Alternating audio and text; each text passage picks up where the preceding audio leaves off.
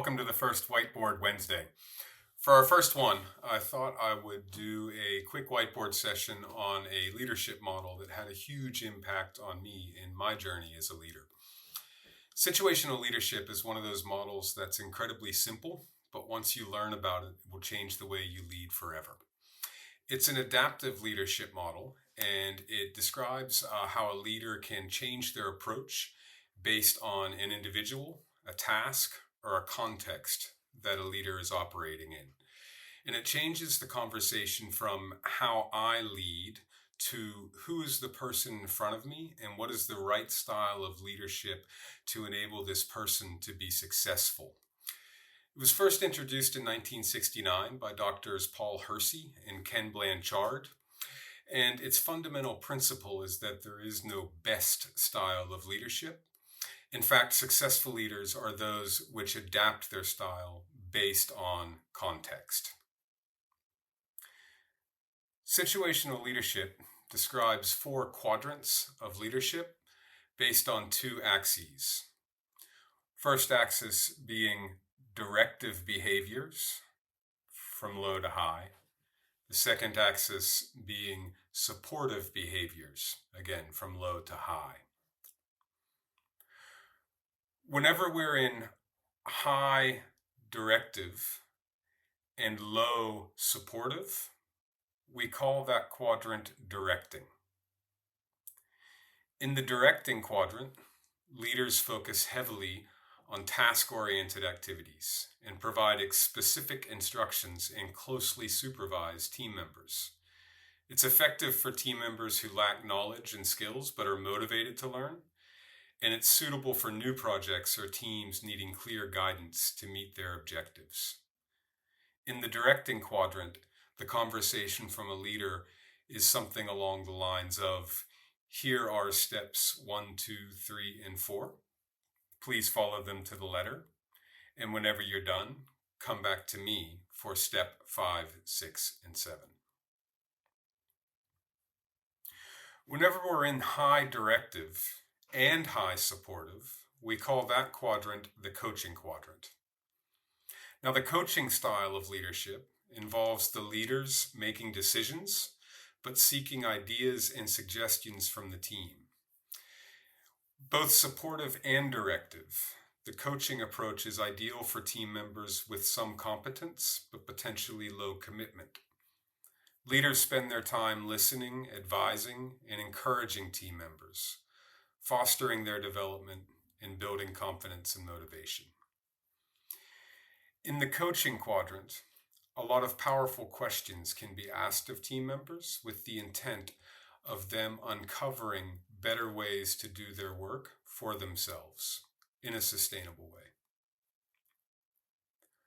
The quadrant with high supportive behavior and low directive behavior is called the supporting quadrant. With the supporting style, leaders take a step back from directing tasks and making decisions, and instead they focus on facilitating and supporting team members' efforts.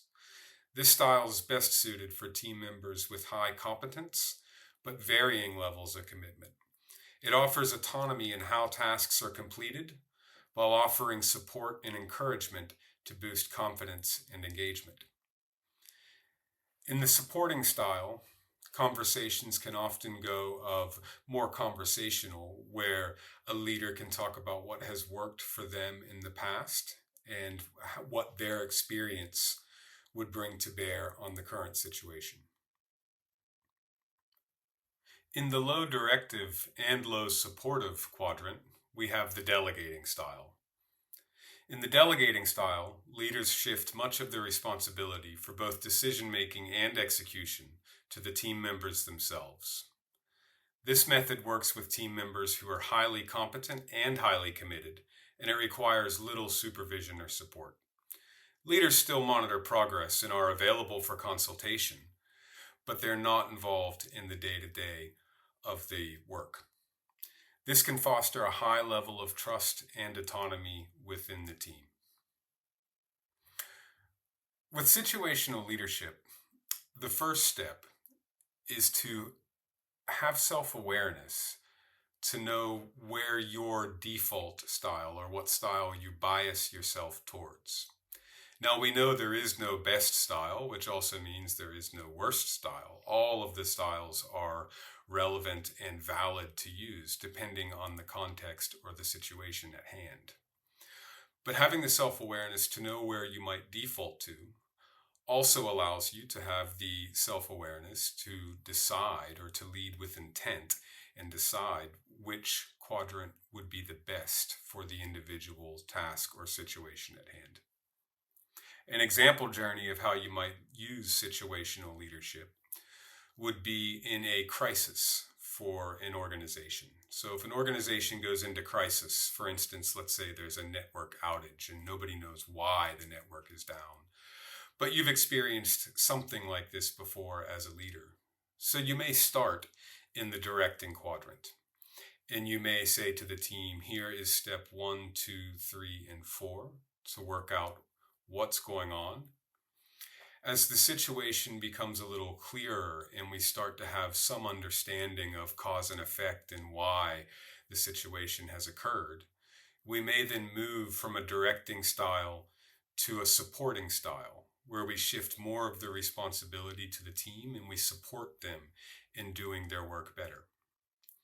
As the situation becomes resolved, we then may go back to delegating with the team, where we can delegate tasks to our team.